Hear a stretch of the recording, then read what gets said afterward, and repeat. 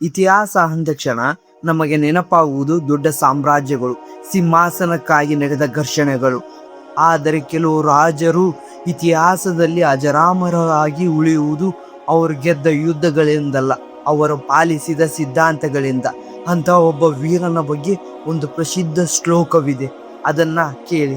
ಸಿಂಹ ಸವನ ಸತ್ಪುರುಷ ವಚನ, ಕದಲಿ five Iraq bar ತಿರಾಯ್ಯ ತೇಲ್ Amir ಹಟ್ ಚೆಡೇನಾ ದೂಜಿ bar. ಇದರ ಅರ್ಥ ತುಂಬಾ ಆಳವಾಗಿದೆ. ಸಿಂಹ ಒಮ್ಮೆ ಮಾತ್ರ ಮರಿ ಹಾಕುತ್ತದೆ, ಸತ್ಪುರುಷ ಆಡಿದ ಮಾತನ್ನು ಕೆಡಿಸುವುದಿಲ್ಲ. ಬಾಳೆ ಗಿಡವು ತನ್ನ ಜೀವಿತಾವಧಿಯಲ್ಲಿ ಒಮ್ಮೆ ಮಾತ್ರ ಫಲ ನೀಡುತ್ತದೆ. ಅದೇ ರೀತಿ ರಣತುಂಬೂರಿನ ಅರಸ ಅಮೀರ ದೇವ ಚವ್ಹಾಣ ಒಮ್ಮೆ ನಿರ್ಧಾರ ಮಾಡಿದರೆ ಅಥವಾ ಯಾರಿಗಾದರೂ ಮಾತು ಕೊಟ್ಟರೆ ಸಾವು ಎದುರಾದರೂ ಅದರಿಂದ ಸರಿಯುತ್ತಿರಲಿಲ್ಲ. ಅದನ್ನೇ ಇತಿಹಾಸದಲ್ಲಿ ಅಮೀರ ಹಟ್ ಎಂದು ಕರೆಯುತ್ತಾರೆ. ತನ್ನನ್ನು ನಂಬಿ ಬಂದ ನಿರಾಶ್ರಿತನಿಗಾಗಿ ದೆಹಲಿ ಸುಲ್ತಾನ ಅಲ್ಲಾವುದ್ದೀನ್ ಖಿಲ್ಜಿಯಂತಹ ಬಲಿಷ್ಠ ಶತ್ರುವನ್ನೇ ಎದುರಾಕಿಕೊಂಡ, ತನ್ನ ಇಡೀ ರಾಜ್ಯವನ್ನೇ ಬಲಿಕೊಟ್ಟ ಈ ಶರಣಾಗತ ರಕ್ಷಕನ ಕತೆ ನಿಜಕ್ಕೂ ರೋಮಾಂಚಕಕಾರಿ. ಇವತ್ತಿನ ಈ ವಿಡಿಯೋದಲ್ಲಿ ನಾವು ರಣತುಂಬೂರಿನ ಹುಲಿ ವೀರ ಅಮೀರ ದೇವನ ಶೌರ್ಯ ಮತ್ತು ತ್ಯಾಗದ ಅಸಲಿ ಕಥೆಯನ್ನ ನೋಡಲಿದ್ದೇವೆ. ಬನ್ನಿ ಇತಿಹಾಸ ಪುಟಗಳನ್ನ ತೆರೆಯೋಣ. ಅಮೀರ ದೇವನ ಕತೆ ಆರಂಭವಾಗುವುದು ರಾಜಸ್ಥಾನದ ಸವಾಯಿ ಮಧೋಪುರದಲ್ಲಿರುವ ಭವ್ಯವಾದ ರಣತುಂಬೂರಿನ ಕೋಟೆಯಿಂದ. ಸಮುದ್ರ ಮಟ್ಟದಿಂದ ಸುಮಾರು 1500 ಅಡಿ ಎತ್ತರದ ಬೆಟ್ಟದ ಮೇಲೆ ನಿಂತಿರುವ ಈ ಕೋಟೆ ಅಂದಿನ ಕಾಲದಲ್ಲಿ ಅಜೇಯವಾಗಿತ್ತು. ಸುತ್ತಲೂ ದಟ್ಟವಾದ ಅರಣ್ಯ, ಕಡಿದಾದ ಬೆಟ್ಟಗಳು. ಶತ್ರುಗಳಿಗೆ ಈ ಕೋಟೆಯನ್ನು ನೋಡುವುದೇ ಒಂದು ಸವಾಲಾಗಿತ್ತು. ಅಬ್ದುಲ್ ಫಜಲ್ ಈ ಕೋಟೆಯ ಬಗ್ಗೆ ಹೇಳುತ್ತಾನೆ, ಬಾಕಿ ಎಲ್ಲಾ ಕೋಟೆಗಳು ಬೆತ್ತಲಾಗಿವೆ, ಆದರೆ ಇದು ಮಾತ್ರ ರಕ್ಷಾ ಕವಚ ಧರಿಸಿದೆ ಎಂದನು. ಈ ಅಪ್ರತಿಮ ಕೋಟೆಯನ್ನು ಆಳುತ್ತಿದ್ದ ಚೌಹಾಣರ ವಂಶದ ಅರಸ ಚೈತ್ರ ಸಿಂಹ. ಇವನಿಗೆ 3 ಗಂಡು ಮಕ್ಕಳು. ಅದರಲ್ಲಿ ಕಿರಿಯವನೇ ನಮ್ಮ ಕಥೆಯ ನಾಯಕ ಅಮೀರ ದೇವ. ಅಮೀರ ದೇವ ಚಿಕ್ಕವನಾಗಿದ್ದರೂ ಅವರಲ್ಲಿದ್ದ ಅದ್ಭುತ ಧೈರ್ಯ, ಯುದ್ಧದ ಕೌಶಲ್ಯ ಮತ್ತು ಆಡಳಿತದ ಚಾಕಚಕ್ಯತೆ ಇತ್ತು. ಇದನ್ನು ಗಮನಿಸಿದ ಚೈತ್ರ ಸಿಂಹ ತನ್ನ ಹಿರಿಯ ಮಕ್ಕಳನ್ನು ಬಿಟ್ಟು ಅಮೀರ ದೇವನನ್ನು ತನ್ನ ಉತ್ತರಾಧಿಕಾರಿಯನ್ನಾಗಿ ಆಯ್ಕೆ ಮಾಡಿಕೊಂಡ. ಕ್ರಿಸ್ತಶಕ 1282ರಲ್ಲಿ ಅಮೀರ ದೇವನ ಪಟ್ಟಾಭಿಷೇಕ ನಡೆಯಿತು. ಆತ ಸಿಂಹಾಸನ ಏರಿದಾಗ ಕೇವಲ ಒಬ್ಬ ರಾಜನಾಗಿರಲಿಲ್ಲ, ಚೌಹಾಣ ವಂಶ ಕಳೆದು ಹೋದ ವೈಭವವನ್ನು ಮರಳಿ ತರುವ ಆಶಾ ಕಿರಣವಾಗಿದ್ದನು. ಪಟ್ಟಾಭಿಷೇಕದ ನಂತರ ಅಮೀರ ದೇವ ತನ್ನ ತಂದೆಯಾಗೆ ಒಂದು ಮಾತನ್ನು ಕೊಡುತ್ತಾನೆ, ನಾನು ಈ ಸಾಮ್ರಾಜ್ಯದ ಗಡಿಯನ್ನು ವಿಸ್ತರಿಸುತ್ತೇನೆ ಮತ್ತು ಶತ್ರುಗಳ ಎದೆಯಲ್ಲಿ ನಡುಕ ಹುಟ್ಟಿಸುತ್ತೇನೆ. ಅಲ್ಲಿಂದ ಆರಂಭವಾಯಿತು ಅಮೀರ ದೇವನ ವಿಜಯ ಯಾತ್ರೆ. ಆದರೆ ಆ ಹಾದಿ ಅಂದುಕೊಂಡಷ್ಟು ಸುಲಭವಾಗಿರಲಿಲ್ಲ, ಏಕೆಂದರೆ ಉತ್ತರದಲ್ಲಿ ದೆಹಲಿ ಸುಲ್ತಾನ್ನ ಕಣ್ಣು ಆಗಲೇ ಆ ರಣತುಂಬೂರಿನ ಕೋಟೆಯ ಮೇಲೆ ಬಿದ್ದಿತ್ತು. ಪಟ್ಟಾಭಿಷೇಕವಾದ ತಕ್ಷಣ ಅಮೀರ ದೇವ ಅರಮನೆಯ ಸುಖಭೋಗದಲ್ಲಿ ಮುಳುಗಲಿಲ್ಲ. ಅವರ ಗುರಿ ದೊಡ್ಡದಾಗಿತ್ತು. ಪ್ರಾಚೀನ ಭಾರತ ಚಕ್ರವರ್ತಿಗಳಂತೆಯೇ ಆತ ದಿಗ್ವಿಜಯ ಯಾತ್ರೆಯನ್ನು ಕೈಗೊಂಡನು. ಆದರೆ ಸುತ್ತಲಿನ ಎಲ್ಲಾ ರಾಜ್ಯವನ್ನು ಗೆದ್ದು ತನ್ನ ಸಾರ್ವಭೌಮವನ್ನು ಸ್ಥಾಪಿಸಿಕೊಂಡ. ಅಮೀರ ದೇವ ತನ್ನ ಜೀವಿತಾವಧಿಯಲ್ಲಿ ಒಟ್ಟು 17 ಪ್ರಮುಖ ಯುದ್ಧವನ್ನು ಮಾಡಿದ್ದನು ಎಂದು ಇತಿಹಾಸ ಹೇಳುತ್ತದೆ. ನಿಮಗೆ ಆಶ್ಚರ್ಯವಾಗಬಹುದು, ಈ 17 ಯುದ್ಧದಲ್ಲಿ ಆತ ಗೆದ್ದಿದ್ದು 16 ಯುದ್ಧಗಳು. 16 ಯುದ್ಧಗಳಲ್ಲಿ ವಿಜಯಶಾಲಿಯಾಗಿದ್ದನು. ಮೊದಲನೆಯದಾಗಿ ಆತ ಭೀಮರಥನ ಮೇಲೆ ದಾಳಿ ಮಾಡಿ ಅವನನ್ನು ಸೋಲಿಸಿದನು. ನಂತರ ಅರ್ಜುನ ಎಂಬ ರಾಜನನ್ನು ಸೋಲಿಸಿ ಮಾಳ್ವಾ ದೇಶದಿಂದ ಕಪ್ಪಗಾಣಿಕೆಯನ್ನು ವಸೂಲಿ ಮಾಡಿದನು. ಅಲ್ಲಿಂದ ಮುಂದೆ ಸಾಗಿ ಅಬ್ಬು ವರ್ಧನ್ಪುರ ಮತ್ತು ಪ್ರಬಲ ರಾಜ್ಯವನ್ನು ತನ್ನ ವಶಕ್ಕೆ ಪಡೆದುಕೊಂಡ.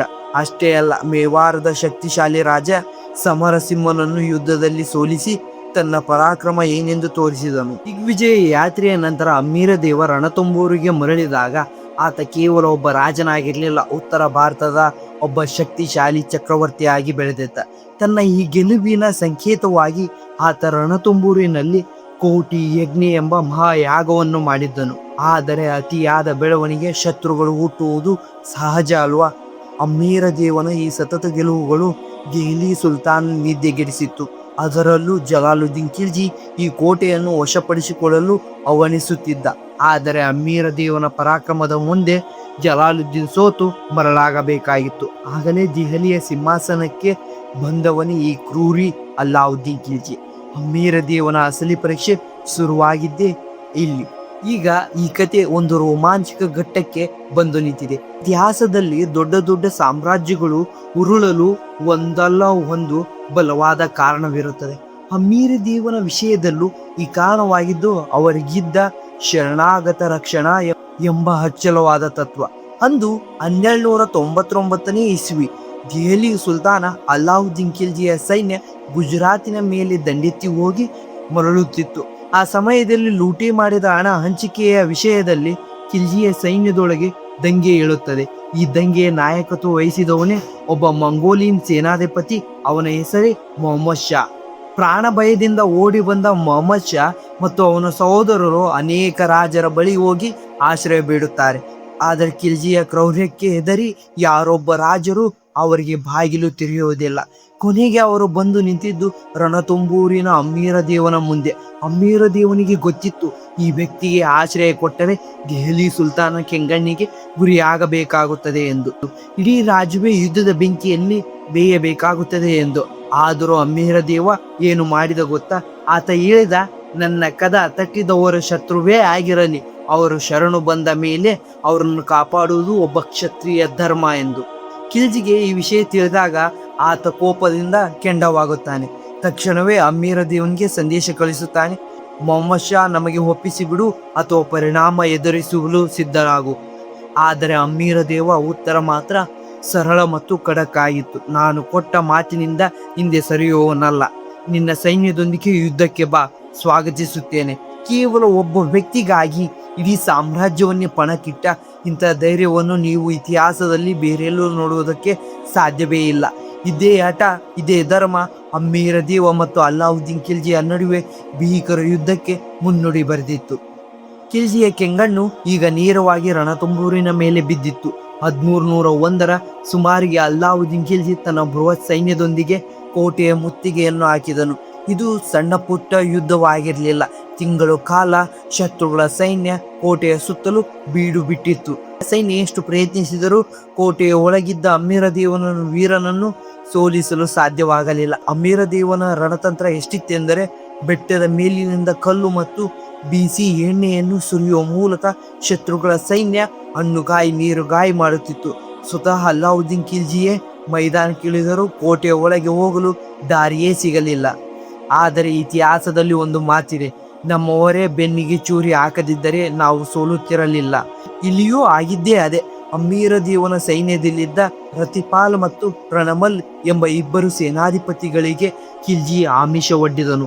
ಅಮೀರ ದೇವನನ್ನು ಸೋಲಿಸಲು ಸಹಾಯ ಮಾಡಿದರೆ ನಿಮಗೆ ರಣತುಂಬೂರಿನ ರಾಜ್ಯ ಕೊಡುತ್ತೇನೆ ಎಂಬ ಖಿಲ್ಜಿಯ ಮಾತಿಗೆ ಮರಳಾದ ಇಬ್ಬರು ದ್ರೋಹಿಗಳು ಕೋಟೆಯ ರಹಸ್ಯ ದಾರಿಯನ್ನು ಶತ್ರುಗಳಿಗೆ ತೋರಿಸಿಕೊಟ್ಟರು. ಅಷ್ಟೇ ಅಲ್ಲ, ಕೋಟೆಯ ಒಳಗಿದ್ದ 6 ದಾಸ್ತಾನುಗಳನ್ನು ಹಾಳು ಮಾಡಿದರು. ಕೋಟೆಯ ಒಳಗಡೆ ಹಸಿವು ತಾಂಡಾಡತೊಡಗಿತ್ತು. ಒಂದು ಹಂತದಲ್ಲಿ ಚಿನ್ನದ ಮೊಟ್ಟೆ ಕೊಟ್ಟರೂ ಒಂದು ಧಾನ್ಯ ಸಿಗದ ಪರಿಸ್ಥಿತಿ ನಿರ್ಮಾಣವಾಗಿತ್ತು. ಆಗ ಅಮೀರ ದೇವ ಒಂದು ಅಂತಿಮ ತೀರ್ಮಾನವನ್ನು ಮಾಡಿದ. ಅದುವೇ ಕೇಸರಿಸ್ತಾನ ಅಥವಾ ಶಾಖ. ರಜಪೂತರ ಮಹಿಳೆಯರು ರಾಣಿ ರಂಗದೇವಿ ನೇತೃತ್ವದಲ್ಲಿ ಬೆಂಕಿಗೆ ಹಾರಿ ಜೋಹರ್ ಮಾಡಿಕೊಂಡರು. ತಮ್ಮ ಮಾನ ಉಳಿಸಿಕೊಳ್ಳಲು ನಗು ನಗುತ್ತಲೇ ಪ್ರಾಣ ತ್ಯಾಗ ಮಾಡಿದರು.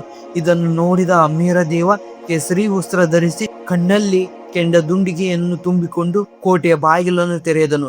ದ್ರೋಹದಿಂದ ಸೋತರು ಯುದ್ಧದ ಭೂಮಿಯಲ್ಲಿ ಸಿಂಹದಂತೆ ಗರ್ಜಿಸುತ್ತಾ ಸಾವಿರಾರು ಶತ್ರುಗಳನ್ನು ಸಂಹರಿಸಿ ಕೊನೆಗೆ ತನ್ನ ಆರಾಧ್ಯ ದೈವವಾದ ಶಿವನಿಗೆ ತನ್ನ ತಲೆಯನ್ನು ಅರ್ಪಿಸಿ ಮರಣವನ್ನು ಅಪ್ಪಿದರು. ಹೀಗೆ ರಣತುಂಬೂರಿನ ಕೋಟೆಯ ಮಣ್ಣಿನಲ್ಲಿ ಅಂದು ಹರಿದ ರಕ್ತ ಕೇವಲ ಒಬ್ಬ ರಾಜನದಲ್ಲ, ಅದು ಈ ದೇಶದ ಅಚ್ಚಲ ಧರ್ಮ ಮತ್ತು ನಂಬಿಕೆಯ ಸಂಕೇತವಾಗಿತ್ತು. ಅಮೀರ ದೇವ ಯುದ್ಧ ಭೂಮಿಯಲ್ಲಿ ಬಿದ್ದಿರಬಹುದು, ಆದರೆ ಅಲಾವುದ್ದೀನ್ ಖಿಲ್ಜಿಗೆ ಸಿಕ್ಕಿದ್ದು ಬರೀ ಸುಟ್ಟು ಹೋದ ಕೋಟೆ ಮತ್ತು ಬೂದಿಯಾದ ರಾಶಿ ಮಾತ್ರ. ಅಮೀರ ದೇವನ ತತ್ವವನ್ನು ಗೆಲ್ಲಲು ಖಿಲ್ಜಿಗೆ ಸಾಧ್ಯವಾಗಲೇ ಇಲ್ಲ. ಅಮೀರ ದೇವನ ಈ ಬಲಿದಾನ ನಮಗೆ ಏನನ್ನು ಕಲಿಸುತ್ತದೆ? ಇವತ್ತಿನ ಕಾಲದಲ್ಲಿ ನಾವು ಸಣ್ಣ ಲಾಭಕ್ಕಾಗಿ ಮಾತನ್ನು ಬದಲಾಯಿಸುತ್ತೇವೆ. ಅಮೀರ ದೇವನನ್ನು ನಂಬಿ ಬಂದವರಿಗಾಗಿ ಇಡೀ ಸಾಮ್ರಾಜ್ಯವನ್ನೇ ತ್ಯಾಗ ಮಾಡಿದ. ಅವರ ಹಠ ಎನ್ನುವುದು ಕೇವಲ ಮೊಂಡುತನವಾಗಿರಲಿಲ್ಲ, ಅದು ಕೊಟ್ಟ ಮಾತಿಗೆ ಬದ್ಧವಾದ ಸಂಕಲ್ಪವಾಗಿತ್ತು.